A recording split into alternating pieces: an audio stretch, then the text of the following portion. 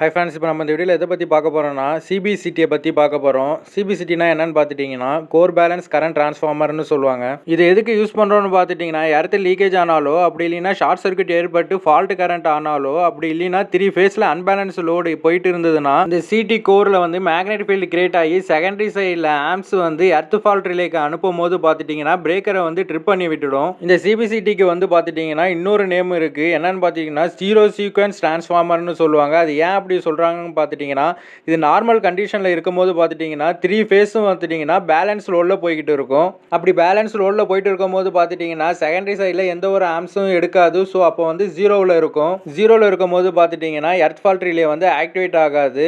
ஏதாச்சும் leakage current இருந்தால் மட்டும்தான் அங்கே வந்து மேக்னெட்டிக் ஃபீல்டு கிரியேட் ஆகி கோரில் செகண்டரி சைடில் வந்து ஆம்ஸ் அனுப்பும் போது எர்த் ஃபால்ட் ரிலே வந்து ஆக்டிவேட் பண்ணும். அப்போ எர்த் ஃபால்ட் ரிலே ஆக்டிவேட் ஆச்சுன்னா பிரேக்கரை வந்து ட்ரிப் பண்ணி விட்டுடும். ஓகே ஃப்ரெண்ட்ஸ், இந்த வீடியோ உங்களுக்கு யூஸ்ஃபுல்லாக இருந்ததுன்னா உங்கள் ஃப்ரெண்ட்ஸுக்கு ஷேர் பண்ணுங்க. மறக்காம யூடியூப் தமிழ் சேனலை சப்ஸ்கிரைப் பண்ணிக்கோங்க. பெல் ஐகானை பிரஸ் பண்ணிக்கோங்க. அப்போ தான் அடுத்தடுத்த போகிற வீடியோ உங்களுக்கு நோட்டிஃபிகேஷனில் வரும். தேங்க்யூ.